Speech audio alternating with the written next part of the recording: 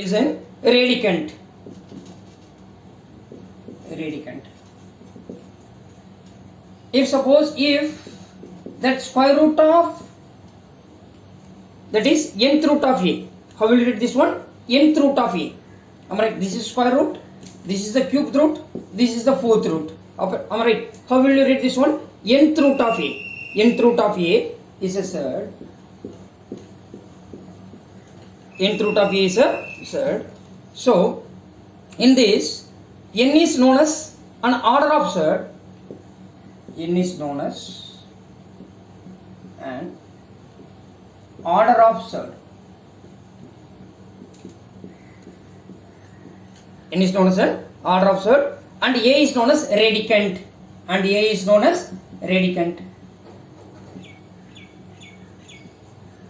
Radicand.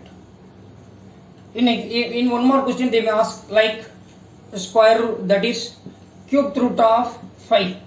Here what is an order? What is the order of a surd, and then what is known as a radicand? Here 5 is a radicand, and then order is what? 3 here. Order is what? 3 here. Are you getting there? Yeah. And then after that, so what are the concept left here? What are the concept left over here? Yeah, laws of radicals and then laws of exponents also we are having. Apart from that, rationalize the denominator. Okay, we will discuss one by one. Laws of radicals. Let A and B are any two positive. Laws of radicals. Laws of radicals.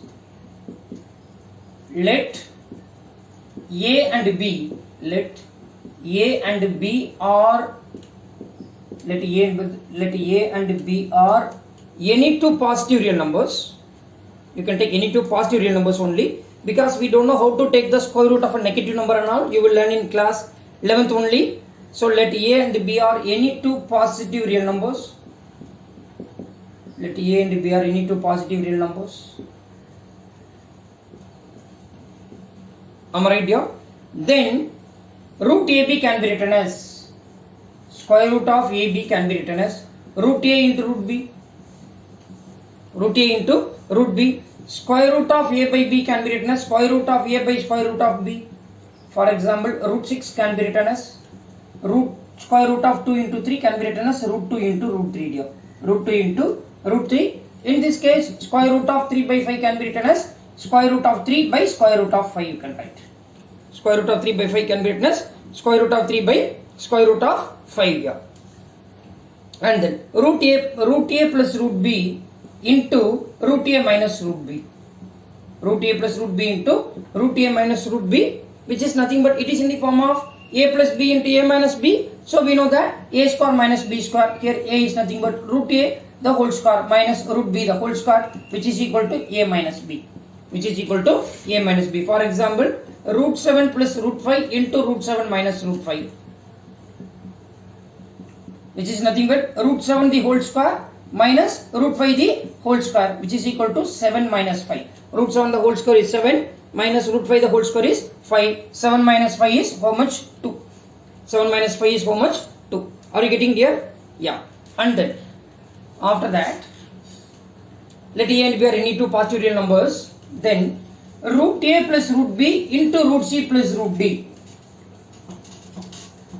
How are you going to write? Root A plus root B into root C plus root D. So how will you write? Root A into root C plus D plus root B into root C plus D. Root B into root C plus D. That is distributive property of multiplication over addition. Now multiply this A with these two terms, that is root AC plus root AD plus root BC plus root BD. Are you getting here? First you consider root A, multiply with these two terms, and then consider root B and multiply with the next two terms. Am I right? Yeah. And then next question is root A plus root B the whole square. So already we learned the identities and all. A plus B the whole square, A minus B the whole square, A plus B the whole cube, A minus B the whole cube. So you can apply over here. Root A plus root B the whole square is A square plus B square plus 2AB. So 2 into root A into root B. That it is nothing but A plus B plus 2 root AB. 2 root AB. Similarly, you can apply for root A minus root B the whole square, root A plus root B the whole cube and all. Am I right? Yeah. And then rationalizing the denominator. What is meant by rationalizing the denominator? When the denominator of an expression contains a term with a square root. When a denominator of the term containing the expression with a square root. For example, 1 by root 2 or 1 by root 3 or 1 by 2 plus root 3 or 1 by root 5 minus 2 or 1 by 2 root 3 plus 4 or 1 by root 3 plus root 5. Alright, so here we have to rationalize the denominator. Rationalize the denominator means when expression, that the denominator of an expression contains with the square root of a number, right, under a radical sign. The process is to, what will you do? You have to convert the equivalent expression whose denominator will become as a rational. That is called as what? Rationalizing the denominator. So you have to rationalize the denominator. Means what? You have to get the rational number in the denominator. You have to get the rational number in the denominator. Am I right here? Yeah. Now, here see, I will do one question for you. Okay, today I want to give only the introduction part, and then tomorrow I will solve more example. Okay, I am planning to post 30 minutes video for each and every day. You please see to that. Now, for example, 1 by root 2. Here we are having, yeah, it's an irrational number. So you have to rationalize that. So which number should be multiplied with root 2? You will get as a rational. Yeah, root 2 into root 2 is 2 here. So root 2 should be multiplied in both numerator and denominator. 1 by root 3 plus 2. You have to rationalize the denominator because we are having, in the denominator we are having the expression with the, yeah, radical sign. So what will you do? You have to multiply by root 3 minus 2. Just to change the sign for the second number. In the denominator and then multiply that. That is root 3 plus 2 into root 3 minus 2. Here 1 into root 3 minus 2. 1 into root 3 minus 2 is nothing but root 3 minus 2. Here it is in the form of a plus b into a minus b. So you can write like a square minus b square. That is root 3 the whole square minus 2 square. That is root 3 minus 2 by root 3 the whole square is 3. 3 minus 4.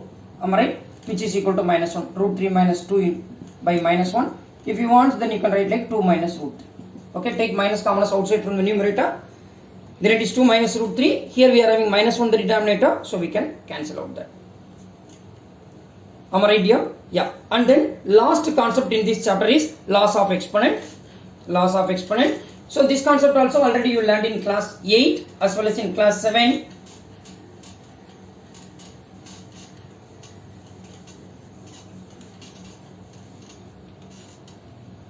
Loss of exponent. A power m into a to the power n. Loss of exponents. A power m into a power n, which is equal to a to the power m plus n. For example, 2 to the power 1 by 3 into 2 to the power 2 by 3. So 2 to the power 1 by 3 plus 2 by 3. So which is equal to 2 to the power 3 by 3, which is equal to 2 to the power 1. That is a power m into a power n is a to the power m plus n. And then second thing is a to the power m divided by a to the power n. That is equal to a to the power m minus n. For example, 2 to the power 5 divided by 2 to the power 2. That can be written as 2 to the power 5 minus 2. That is 2 to the power 3. 2 to the power 3. Am I right here? And then third part, a power m the whole power n. That is a to the power mn. For example, 1 by 2 the whole power 3 the whole power 1 by 4. That can be written as 1 by 2 the whole to the power 3 by 4. A to the power m whole to the power n. That is just you multiply the powers. A to the power mn. And then anything power 0 is 1. Anything power 0 is what? 1. And then a power m into b power m can be written as a into b the whole to the power m. And then So we will solve more questions when we are practicing the questions. I will explain you more. And then a power m divided by b power m is nothing but a by b the whole power m. A by b the whole power m. Am I right here? And then one more thing, a to the power minus m can be written as 1 by a to the power m. A to the power minus m can be written as 1 by a to the power m. So this is the introduction part about the chapter number system. And then tomorrow we will solve some extra questions. Okay, apart from your NCERT, we will solve some extra questions based on the concept, which one, number system. Thank you everybody. Thank you.